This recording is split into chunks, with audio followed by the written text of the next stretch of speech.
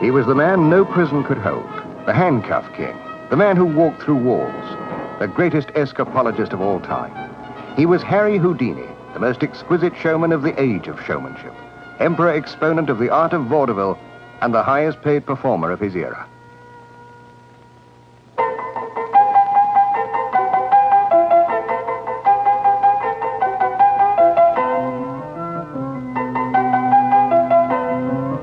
It seemed to all who watched that there was nothing inside or outside a theater from which he couldn't escape. Anybody and everybody could bring their own ropes, locks, handcuffs, straitjackets, and chains. Tie him on a chair, manacle him in the air, seal him in a safe, or sink him in a crate in an icy river. Houdini, as always, came up smiling.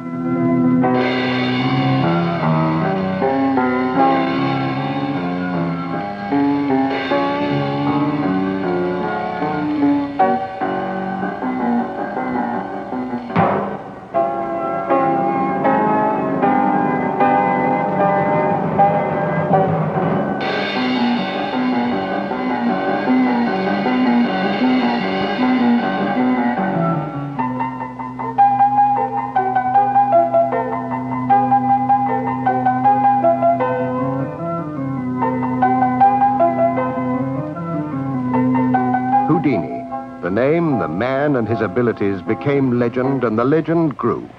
So powerful did it grow that in his lifetime, occult powers were attributed to him, in which even some intellectuals like Sir Arthur Conan Doyle believed. Unless there was some supernatural explanation, they said, how could a normal human being free himself as Houdini did? Over the years, the admirers, the imitators, and Hollywood have all contributed to the growing legend and distorted the already extraordinary adventures of this amazing man. Who was the real Houdini? What was the truth about him? We asked Walter Gibson, a close personal friend in whom Houdini many times confided, and a prolific writer on his magic. Milbourne Christopher, the most highly paid magician in America today, who spent a lifetime studying and learning from Houdini. Sidney Radner, an intimate friend of the Houdini family and now the owner of much of Houdini's extensive collection of props and equipment. James Randi, a brilliant escapologist who's frequently risked his life attempting some of Houdini's most dangerous underwater escapes.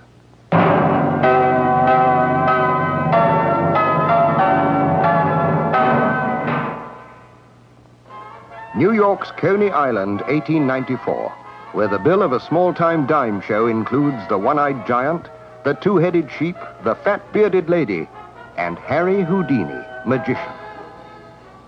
Born Erik Weisz, son of an immigrant Hungarian rabbi, he's struggling to make his act coin him $5 a day by swallowing needles, producing colored handkerchiefs, and an altogether unexceptional repertoire. His most spectacular vanishing trick up to the age of 20 had been to disappear with Bess, a Roman Catholic girl, and after 2 weeks' courtship, emerge as a married magic act, the Houdinis. Life in a traveling circus was hard and degrading for Houdini. He was forced to double as the genuine wild man of Borneo.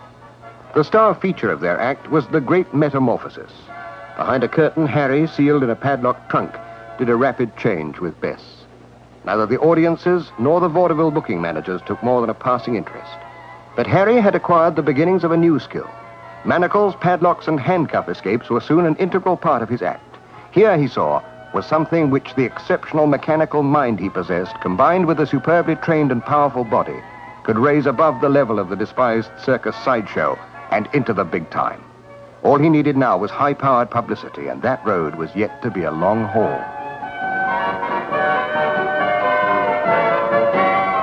But no road deterred the great Houdini. 5'3" in his handcuffed, stockinged feet, he had a small man's enormous ego, and with it an overpowering and ruthless determination to succeed. In 1899, he took on the Chicago police and escaped from their strongest handcuffs. But he was working in an overcrowded profession where even the mildest success attracted a score of imitators. If he saw any other performer who was doing handcuff work, or even one who might be doing handcuff work, just anybody who might be a future obstacle or rival in his path, he would do anything to belittle their act and even send people on the stage to cause trouble. Houdini had a bag filled with legitimate cuffs that he didn't think the other performers could get out of. and he in person would frequently attend the performances and demand that the escapologists get out of the cuffs. Some, less resilient than Houdini, unable to cope with his challenges, found their careers in early ruins. His mastery of handcuff escape took years of study. He had superb dexterity, stamina, an extensive knowledge of locks, and remarkably the ability to swallow and regurgitate a key. He developed a genius for working in a new medium, a genius not much appreciated in the United States. He would conquer America by way of Europe. In 1900, on a cold spring morning, the Handcuff King set sail for London with his wife, a one-way ticket, $50 in cash, and not even the promise of a European engagement. His only asset, besides his body and his set of handcuffs, was a leading impresario's testimonial stating, "The Houdini's act is satisfactory and interesting." But typically, he'd studied every British-made lock and key he'd been able to lay his strong fingers on.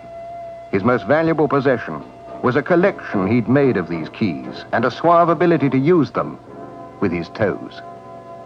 So the first thing he did was familiarize himself with English handcuffs, and he found that the standard Scotland Yard handcuff of the period could be opened if you just knew how to bang it at the right spot. So he went to Scotland Yard and offered to get out of their cuffs, and Superintendent Melville locked him in a pair, and Houdini stepped into the other room and came back free. And Melville was sport enough to tell him that that was great and admit that he had escaped from those derbies, as they called them, and the next thing you knew, Houdini was being booked throughout England. He'd caught on. Throughout the country and throughout the rest of Europe, he soon became top of the bill. The formula of the exploitation of free publicity, followed by a high-priced stage act, plus the public challenge, had taken Houdini where he felt he belonged. He was happy to take on the world, and happy if the world took on him.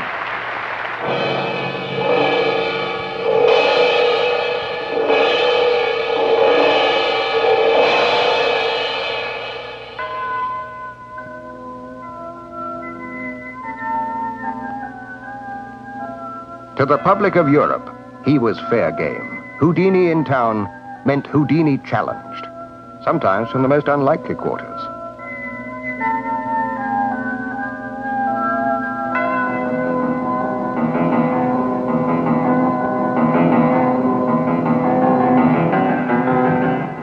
The secret of the rope escape lay in his phenomenal muscular and bodily control.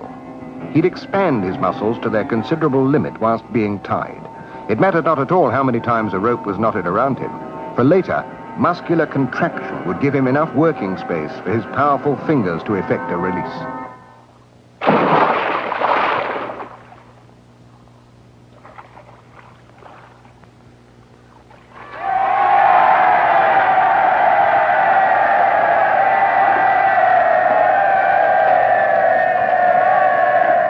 Some people had a huge butter churn, and they wanted to put Houdini in that and clamp the lid on the top.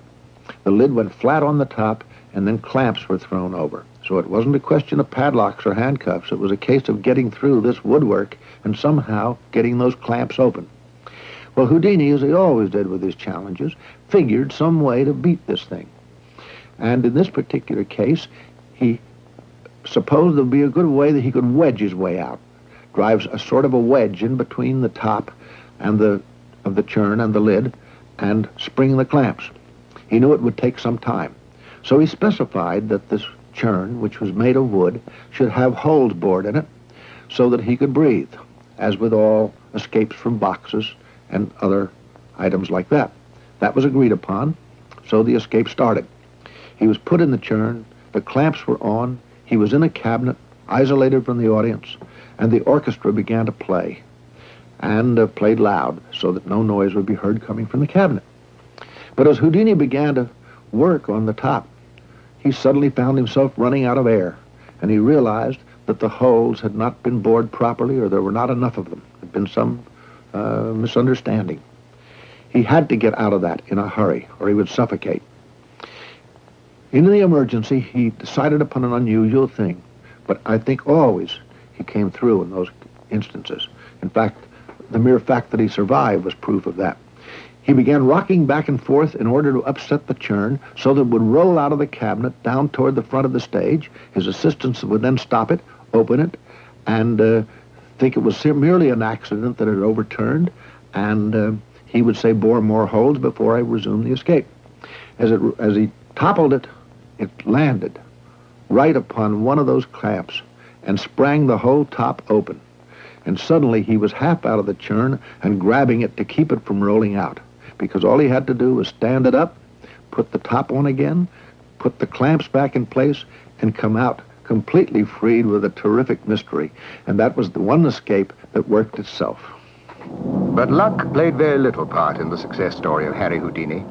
Success had brought money, and money had brought a traveling workshop and a team of skilled mechanics. He developed a locksmith's memory. One glance of a key enabled him to memorize its pattern and have it faithfully reproduced in minutes. Other challenges required other techniques. Among them, the reputed ability to dislocate and replace his shoulder blades to get the necessary freedom of movement within a straitjacket. Houdini found he could repeat his well-tried formula in every city of Europe. With no reluctance whatever, he engineered the police forces, the armies, the navies of France, Germany, Britain, and America to turn him, a one-time $5 a day dime museum act, into a $3,000 a week star performer. Soon, he'd escaped from countless jails: Bradford, Salford, Halifax, Leeds, Newcastle, even from the condemned cell of Charles Peace in Sheffield. But his fame and fortune depended, as always, on his singular ability never to fail.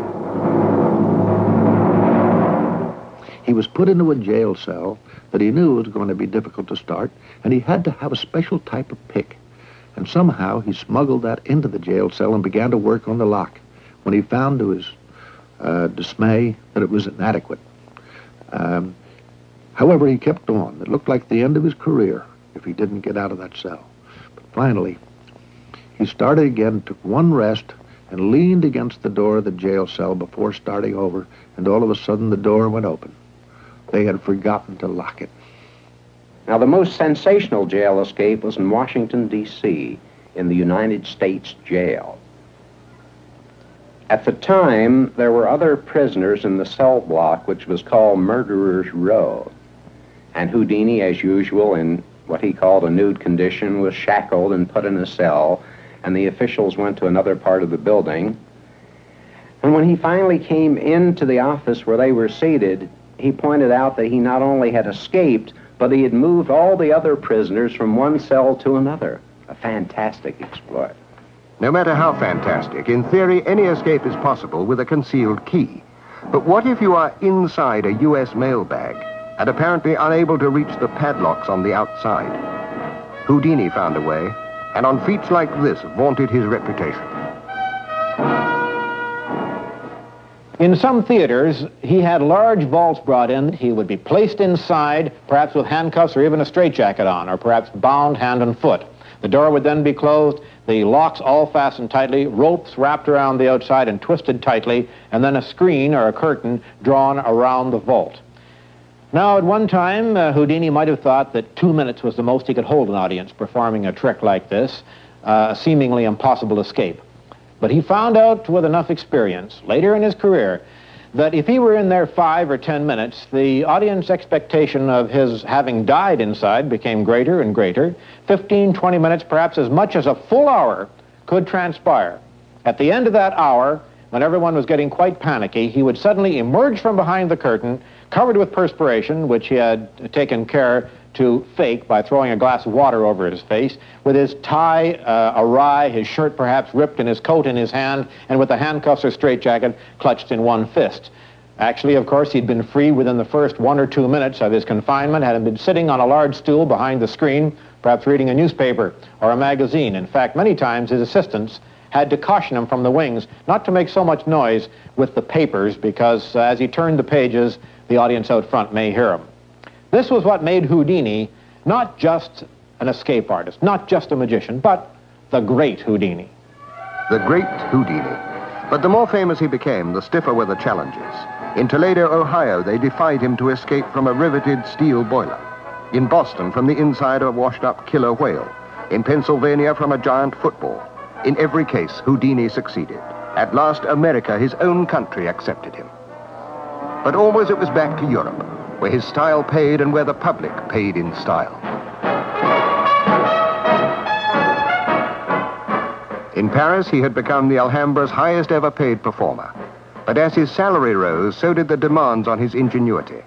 When the Paris police refused to let him do a publicity jail escape, he put on his best Sunday handcuffs and used the River Seine as a convenient vehicle for doubling the demand and the price of theater seats.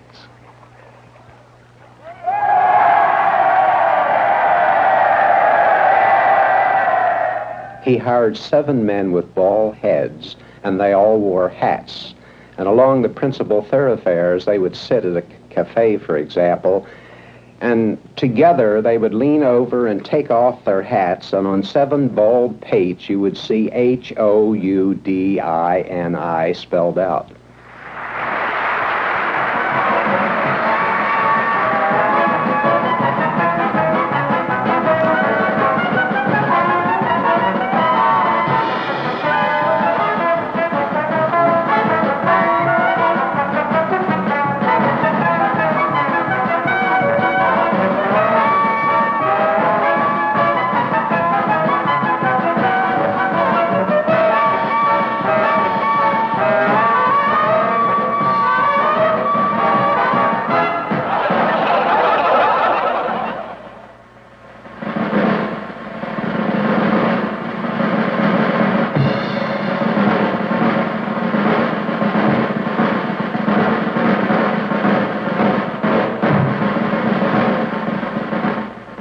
It looked amusing, but the straitjacket was genuine, the escape no picnic.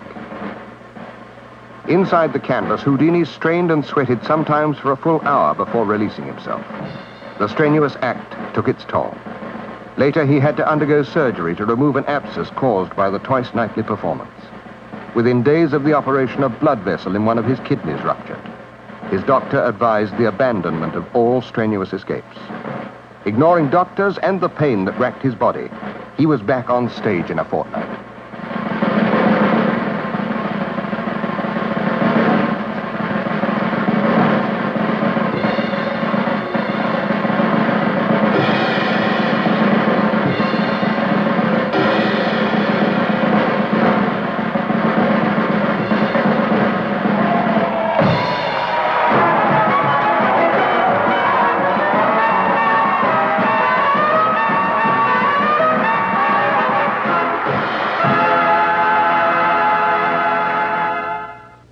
The device that I have on is one of the many punishment suits that was made to hold Harry Houdini.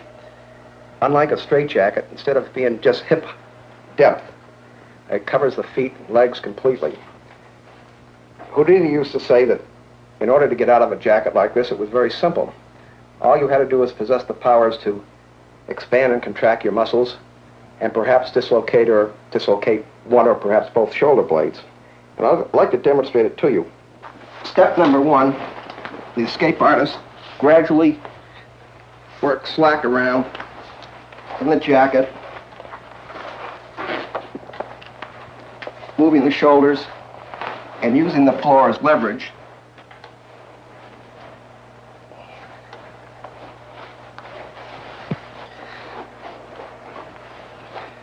Gradually, one arm is pulled up over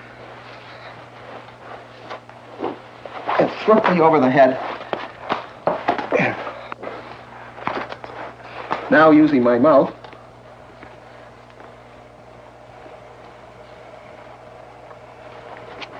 I unbuckle the jacket and I'm on my way. I release one of the straps, come around, release the second one.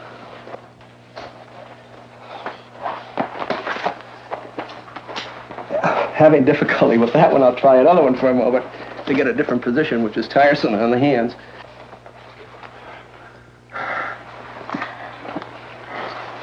I'll leave that one.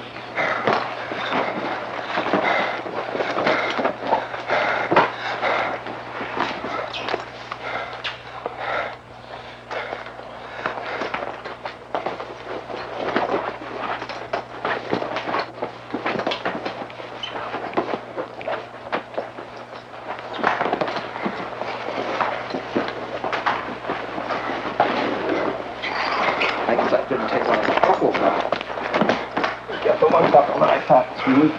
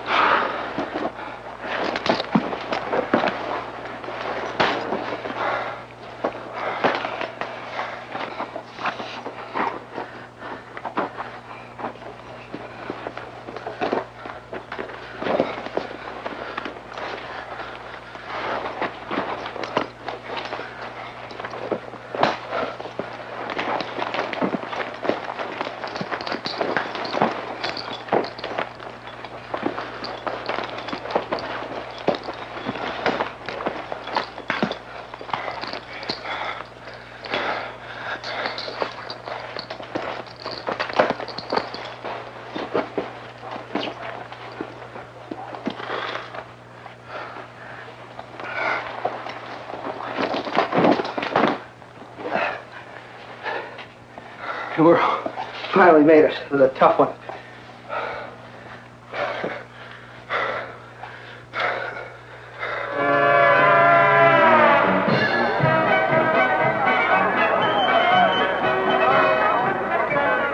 When Houdini heard that his imitators were closing in on his act, then he was prepared to develop that same act a little bit bigger, a great deal higher, and incomparably more dangerously.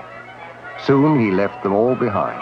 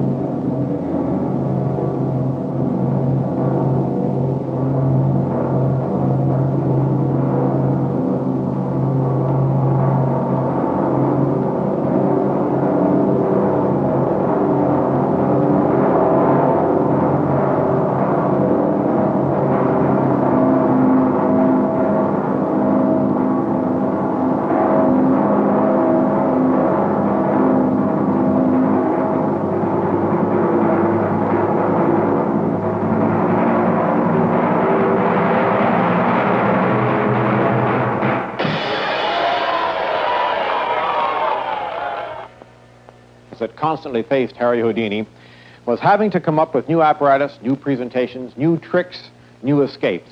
Now, many of his competitors, as soon as he evolved a certain presentation, would copy it immediately. But the one thing they found difficult to copy was his presentation, his approach to the audience, his ability to captivate and hypnotize that audience.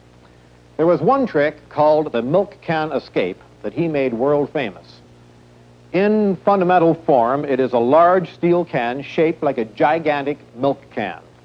The performer is placed in handcuffs, lowered inside this can while it is filled with water. The lid is immediately clapped on and the 6 padlocks fastened.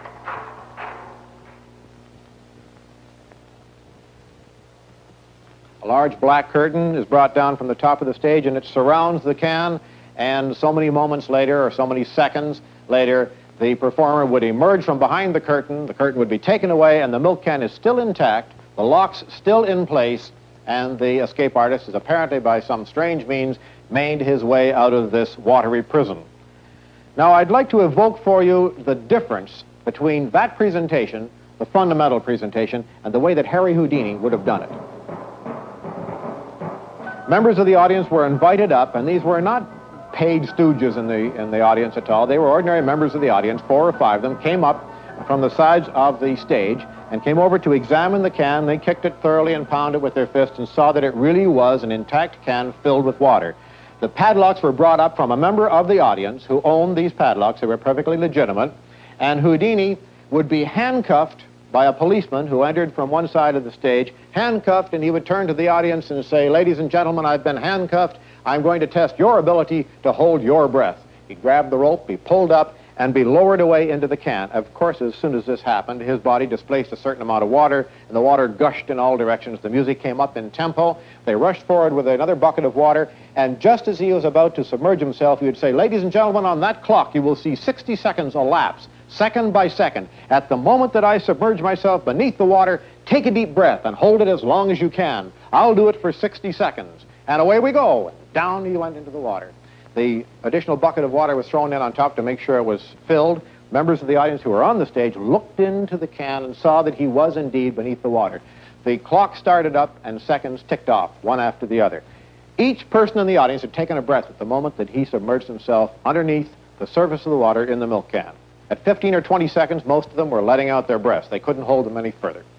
At about 30 seconds, 40 seconds, almost every person in the audience, and before a minute was up, every person in the audience had let out their breaths. And they're looking left and right from person to person to see if anyone could hold his breath as long as Houdini. At the end of 60 seconds, the assistant would slowly walk over to the can, allowing more than 60 seconds to elapse, and rap on the side of the can. Houdini would surge up out of the can with the handcuffs still on, taking a deep breath and panting, his chest heaving, and would say, "And now for the test." And down he would go, additional buckets of water thrown in on top rapidly. The music came up to a tremendous pitch and a fantastic volume, Anchors Away or some such tune, something rousing and exciting. The lid would be clapped on, the padlocks click, click, click, click, click, click, 6 of them. All the way around the can would be fastened on, the black curtain would be flown in, everybody stood back, 2 men in slickers carrying the large fire axes that are usually at the side of theater stages would rush in as if for an emergency, and the clock would start up. That clock ticked off 20 seconds. Most people said, "Now, I would be drowning. I can only hold my breath that long." We just found out a moment ago. 60 seconds, and they're all saying, "Perhaps now Houdini is drowning."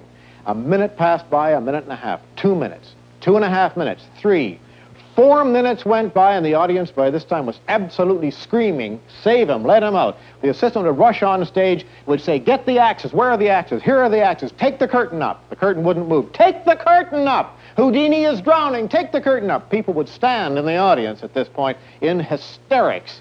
The lights would all come up on the stage, the band would stop playing. They'd rush forward, and just as they were about to put their hand on the curtain, suddenly a hand would come out through the slot in the curtain, and Houdini would fall off the top of that milk can just as the curtain was being hauled away, would hit the stage, come to his feet, begin to take a bow, and go into a collapse. He would collapse to the stage at the same time that the curtain was coming down at the front, and people were screaming and running in from the side of the stage. He would hit the board of the stage at the very second that the curtain did so, and everything was oblivion from that moment on.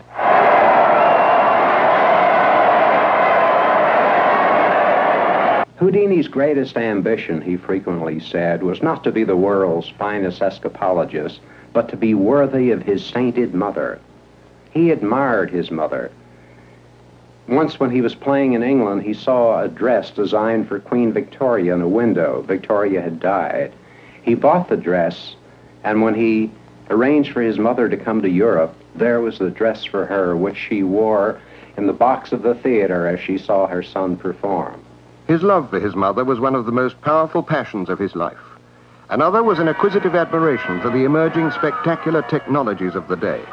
He bought himself an airplane. In their own way, these primitive pieces of wood and canvas were providing competition for Houdini. They were providing vehicles in which men could risk their lives and in risking them take Houdini's headlines. And headlines to Houdini were his life's blood. He hired a mechanic, studied rudimentary aeronautics, and waited for the wind. He assumed that the god that had protected his often manacled, straitjacketed, or submerged body would desert him neither on the ground nor in the air. He'd waited 2 weeks, fuming at his inability to control the elements. And now, when the time came for his first escape from gravity, turned his hat in the appropriate direction and prepared to face the challenge. If Blériot could fly the English Channel in 37 minutes, then he, Houdini, could fly double the distance in half the time.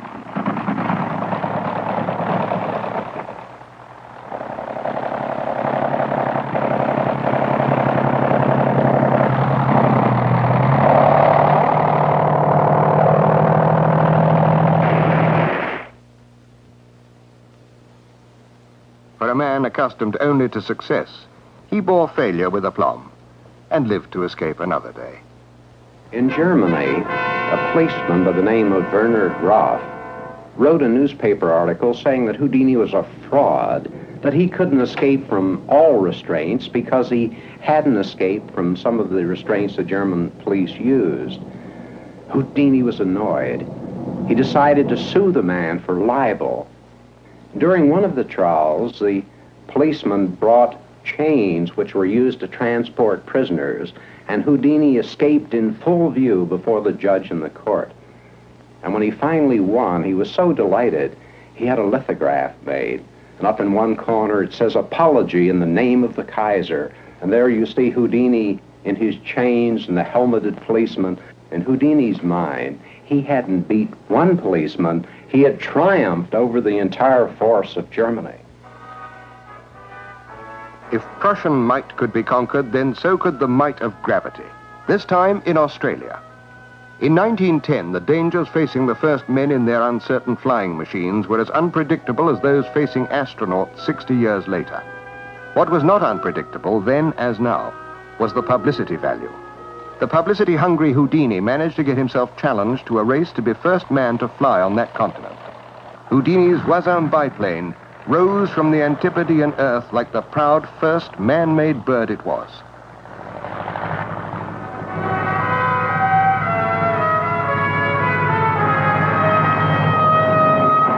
To the Australian crowds who turned out to watch him in their thousands, Houdini was a conqueror, a spectacle, a focus of all eyes, and everywhere something to be looked up to. And to be followed down again into the harbor for the packing case challenge. He'd been nailed in by a team of professional carpenters to try to make an escape which, even with a secret release hatch, put death only a few feet from his doubled-up, manacled body.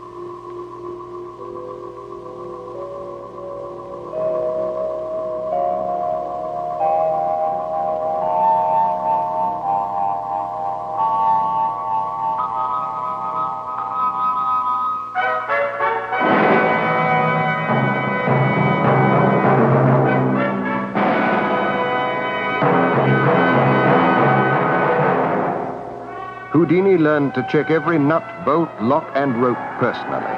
Others didn't always take the same trouble. In July 1913, Houdini's adored mother dies.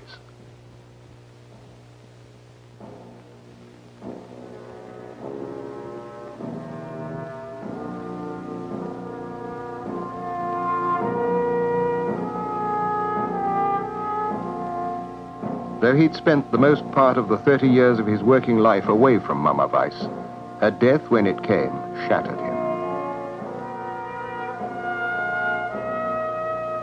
For months he abandoned his act and left alone the props, the challenges, and the escapes that had once seemed his only reason for living.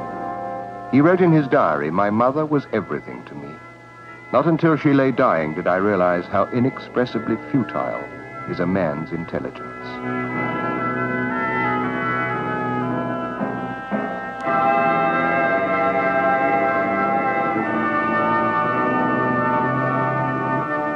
He returned to New York to visit her grave daily and began to develop a morbid curiosity in what he called the great mystery, the life hereafter. He neglected his admiring public and began to search for some method of piercing the veil he felt to be dangling between the living and the dead, between him and her. Frequently he was seen to lie on the grave, talking intimately over it, hopefully waiting for some sort of response. It never came.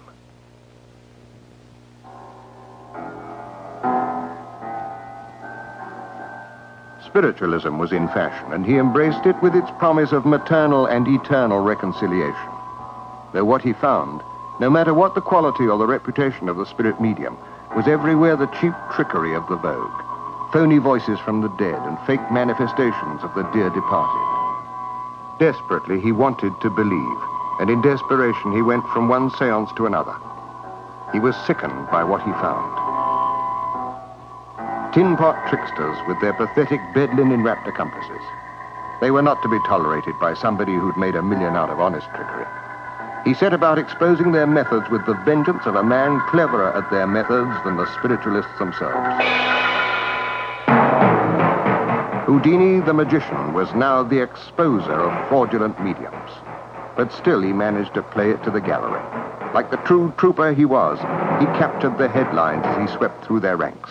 And so successfully that his once prominent ego had to be submerged under a series of unlikely disguises in order to gain entry to a spiritualist session. He poured his capital and his time into touring the country, haranguing, exposing, lecturing, and using the muscles he so lovingly had trained for the art of refined escapology. No medium was better than he at ringing a bell with his big toe. The cold, clammy hand that sometimes touched its way around a spiritualist circle was never more clammy than when manifested by Houdini in paraffin wax. He had little difficulty producing ectoplasm from butter muslin, but the flavor made him sick. And the fated spirit message passed over the subject's head by a secret accomplice in a darkened seance room was never more smoothly slipped into a session than by the practiced sleight of hand of Harry. In 1926, Houdini trod the road to the White House and President Coolidge to have him join the forces against spirit chicanery. At a congressional hearing, he flung $10,000 in bills onto the table for any medium he could not expose. It was not accepted. He just would not stop. He would denounce anybody that he thought was a fraud and take the consequences. So lawsuits began to pile up against him. And those lawsuits were all postponed until he finished his last tour. He managed to get postponements. And there was actually $1 million in lawsuits filed against him, damage suits, by mediums whom he had exposed and said they were absolute frauds. When the commercial possibilities of the cinema came onto the scene, Houdini fell in love with that medium and took a childlike delight in its particular magic. The golden age of vaudeville had begun to wane, so he joined the Hollywood road in hot pursuit of the perils of Pauline and the exploits of L.A. He signed a production contract to make The Master Mystery, a 15-part Saturday afternoon neighborhood theater serial starring Quentin Locke, undercover investigator extraordinary for the Department of Justice, alias Harry Houdini. The films were little more than a string of his old escapes linked by a contrived plot. Harry, however, had a naive faith in the sophistication of his audiences. The man who'd made a mint by magic and illusion refused to use the easy, illusory magic of the cinema for cheap effect. He never used a stuntman or trick photography, but insisted on performing his escapes for real exactly as he had on stage.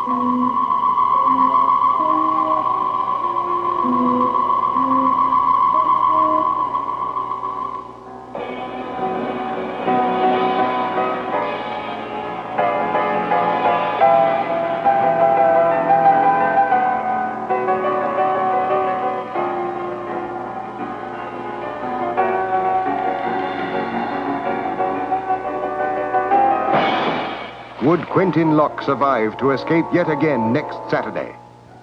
The answer was never really in doubt. A more important question for Harry was, would the audiences keep rolling up to the cash desk? For only they could keep him at the top of his profession. It was the era of the romantic matinee idol, and whereas he'd always been a loving husband, he was no Rudolph Valentino, and on-screen embraces embarrassed him. His métier was that of the clean-limbed, fair-fighting hero. He played it for all it was worth. He needed to, since he no longer had the vital personal link with his audience that had made his stage escapes so successful. Convinced of his drawing power, he formed his own film company, acted as scriptwriter, editor, and star. Sadly, the box office gross sank at the same rate as his escapades multiplied to meet his huge financial losses. At the age of 52, Harry Houdini was anything but slowing down. If anything, he was trying harder and harder to keep the attention of the public. On October the 22nd, a very special day, he had been at McGill University near Montreal to lecture on the subject of spiritualism. His lecture had been very well received that day, and a student at that time had made some sketches of Houdini that pleased him a great deal.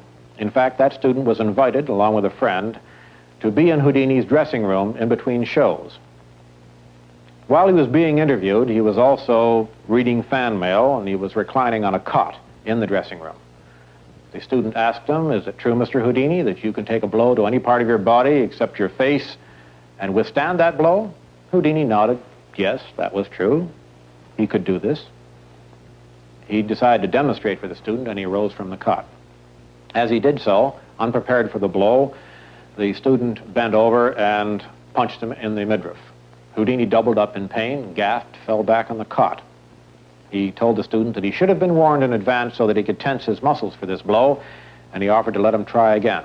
He tightened up his stomach muscles. The student hit him a second time. This time, his fist rebounded off an abdomen as hard as a piece of board. Houdini didn't feel too well during the following show, and he suffered a great deal from pains in the abdomen, cramps. It seemed that his appendix had been ruptured. Peritonitis had set in, and in those days, when peritonitis set in, you were pretty well dead.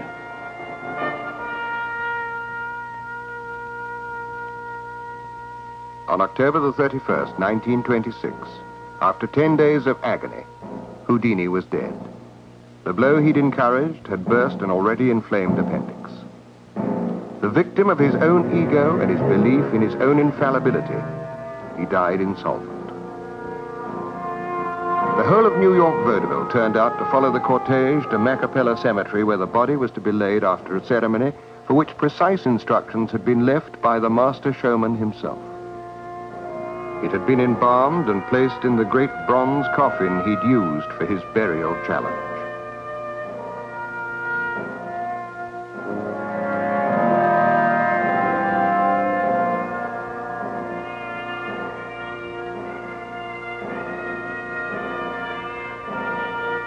If there was to be any escape in death from this, Harry Houdini had made the usual thorough preparations for it. He'd entered into several pacts with his close friends and relations in which he'd assured them that if there were means of speaking with them, he, Houdini, would find it in the great beyond. His widow, Bess, offered $10,000 of her own savings to anybody who could prove to have made contact with her Harry. So, different people, skeptics, believers alike, began waiting for messages because they knew that there were certain friends of Houdini who had keywords from him, which, if those were revealed in any seance or in any mysterious way, would be evidence that his spirit had returned. But as the years went by, there were no such messages. A few were claimed, but none were proven. Then finally, friends of Houdini's and other people interested in psychic subjects decided to hold seances every Halloween.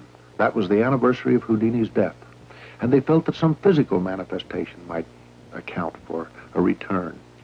So we held one of these seances in an apartment of mine in New York about 20 years ago. And there we had what we thought was an excellent test. We had a pair of handcuffs, this pair of handcuffs, which had been given by Houdini to his brother Hardin. And only Houdini knew a way of opening this particular lock without a key.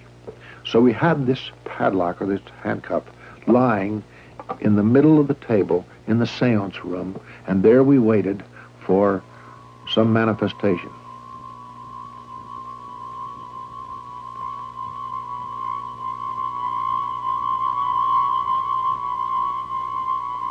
In order to capture his disembodied voice if it came, they recorded the event for posterity and the proof of the great Houdini's inextinguishable flame. Houdini, are you here? Are you here, Houdini? Please manifest yourself in any way possible. Bessie is here. Your Bessie, who was part of you for 33 years. It means so much to her, to all of us, to the world. The world is listening. Harry, your world, your audience, take from this earnest gathering any strength that may be necessary for you to use. Take any vital thing from us that you may need to enable you to carry out your promise of years ago. We have waited, Houdini, oh, so long. We are watching and waiting, Harry. Levitate the table, move it. Lift the table, move it, rap on it. Spell out a code, Harry, please. Do it, Harry, please. Oh, thou spirit, your religion is based on love, and by that very token, a love of 33 years that have even entered into eternity. By that love, I ask that you come through with the evidence. The evidence, Harry. Your brother has joined us with a circle he has formed in New York City, 3,000 miles away, and a circle in Baltimore, in Providence, in Chicago, Leonard, who was once a protege of yours, a circle in Portland, Maine, and in the faithful city of Detroit, in Victoria, Canada, Tacoma, Rockford, Oakland, and San Francisco, all over the world, all joining in. Come through, Harry. Mrs. Houdini, the 0 hour has passed. Have you reached a decision? Yes. Houdini did not come through. The Houdini shrine has burned for 10 years. I now reverently turn out the light. Good night, Harry.